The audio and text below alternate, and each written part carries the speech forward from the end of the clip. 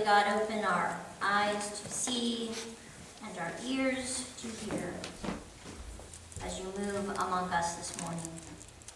Amen.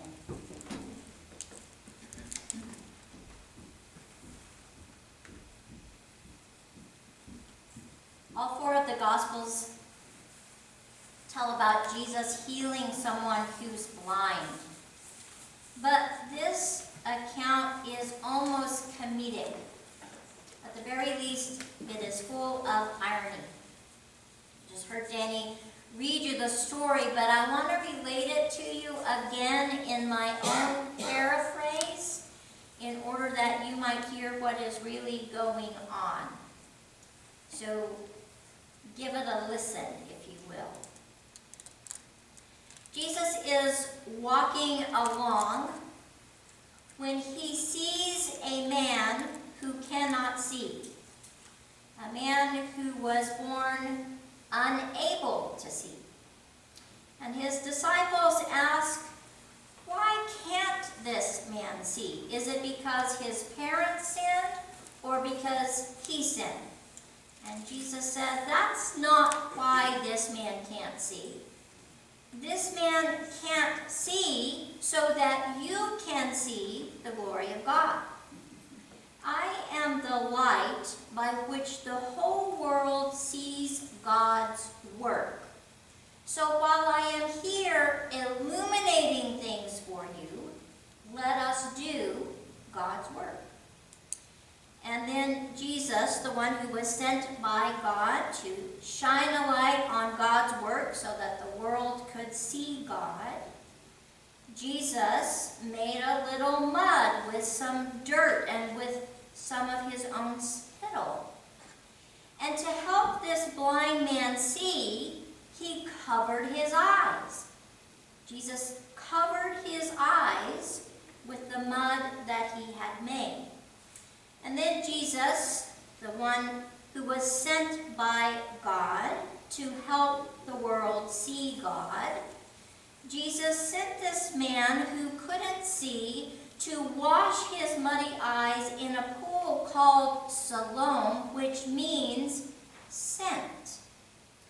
So the man went to the pool called sent by the one who was sent by God, and he washed the mud off of his eyes, and his eyes were open so that he could see God. Because after all, Jesus was sent into the world by God to shine a light on God's work so that the world could see God. Well, the man's neighbors who used to see him begging, they started asking questions of one another.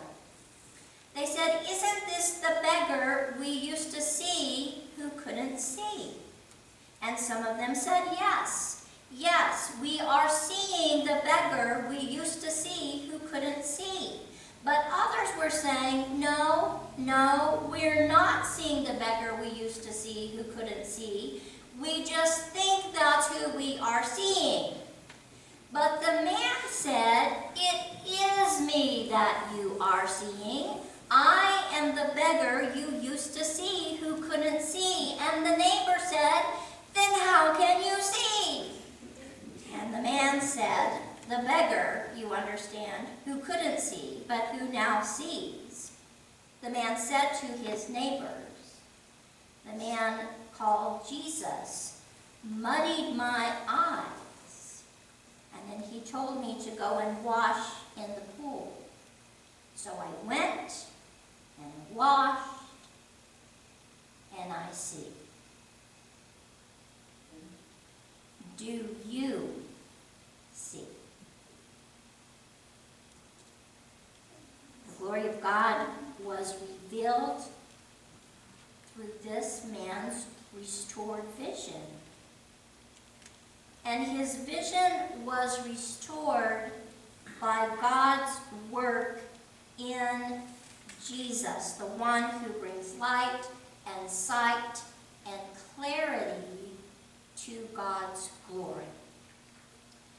But there was a resistance and there was a reluctance in this man's neighbors to see what was shown to them. But we aren't guilty of that same reluctance, are we?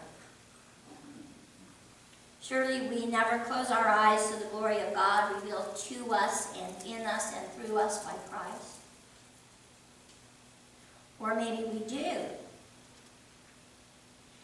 Or maybe it is that we don't expect God's glory to be revealed in the way that God chooses to reveal God's glory. We kind of like to tell God how to do things. The neighbors didn't expect the blind man to see. They didn't expect for his vision to be restored. So some of them missed out on what Jesus longed to show them. He came into the world to shine a light on God's word.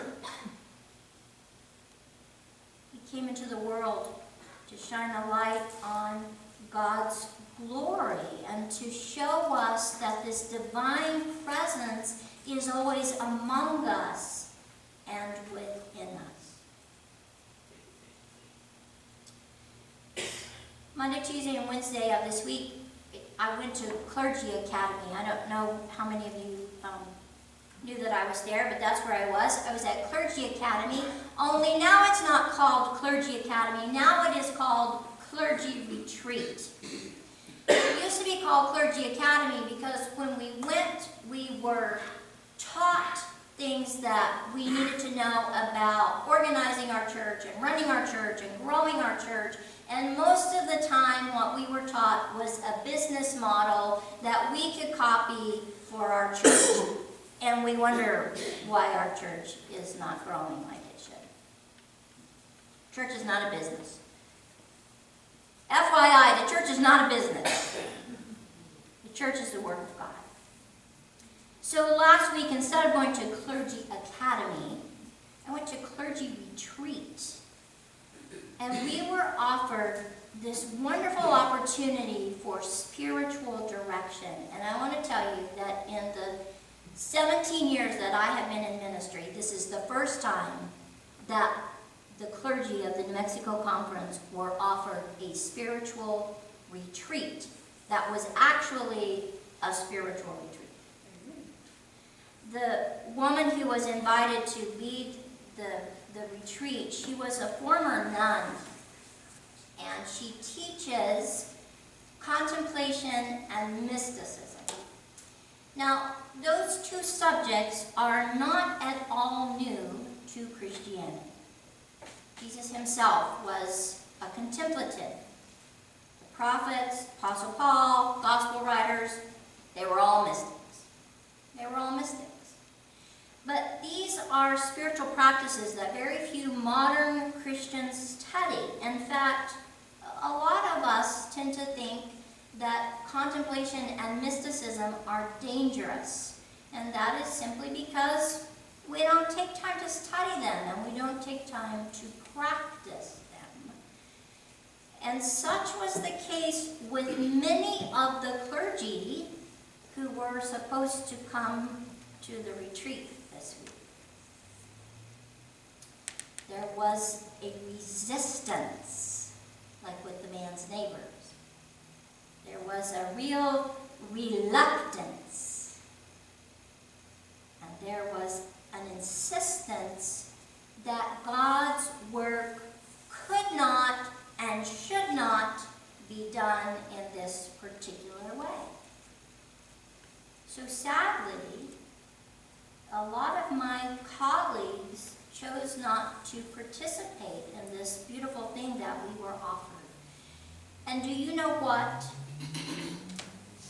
They did not get to see what the rest of us saw, which was the light of Christ revealing God's work, God's glory in a new and eye-opening way. God's glory stretches us and these uncomfortable directions. And that happens so that we can be taught what we already know. You understand what I'm saying? God teaches us what we think that we already know. Take, for instance, the reaction of the disciples to this man who could not see. Well, they already knew what the problem was, right? The problem was that someone sinned, and that caused this man to be blind, which actually speaks to their own blindness.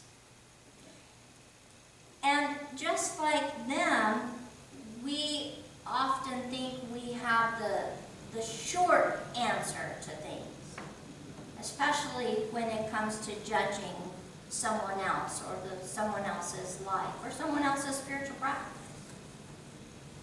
At one time or another, we have all subscribed to this black and white synopsis of life and faith.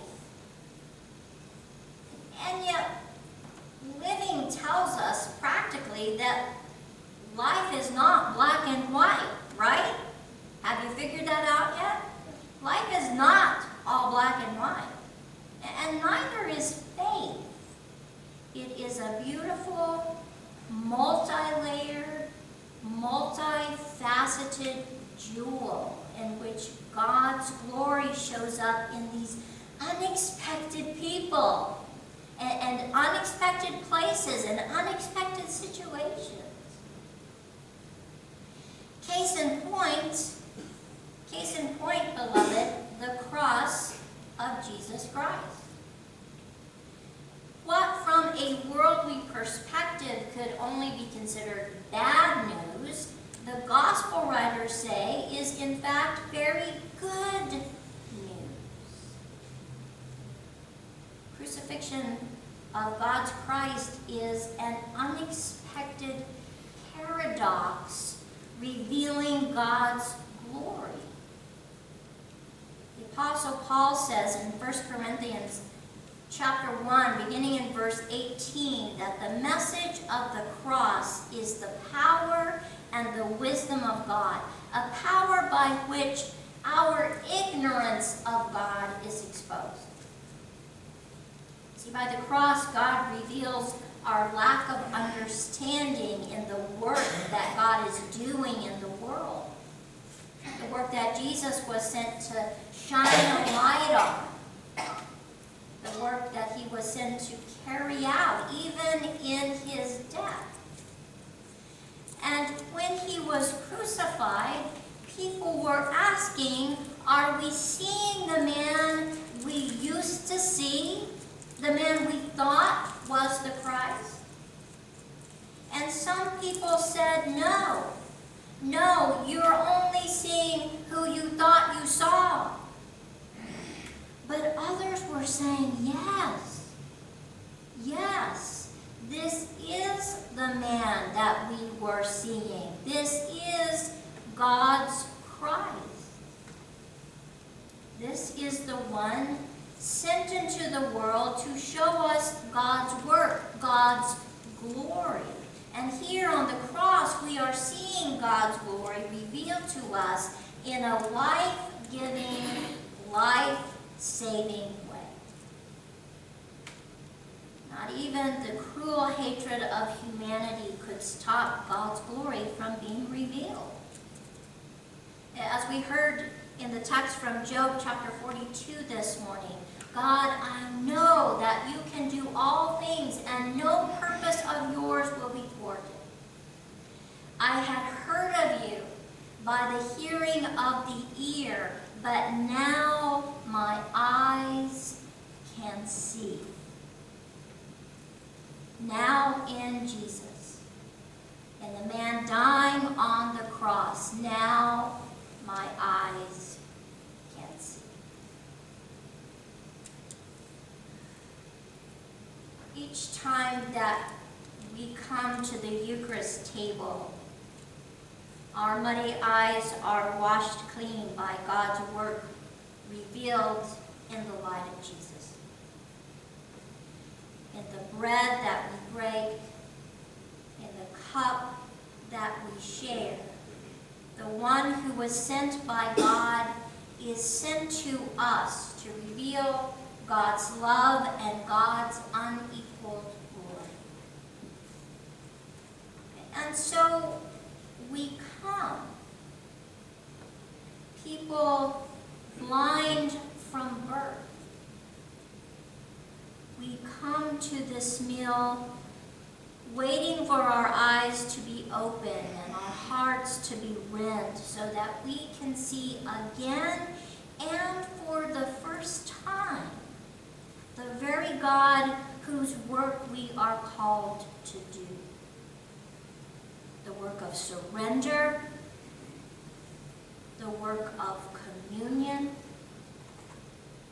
the work of seeing what the light of Christ enables us to see. The glory of God revealed among us. And so I ask you now if you will join with me in the service of Word and Table found on page 12 in your United Methodist hymn. We begin this morning, as we always begin, with an invitation and then our confession and pardon.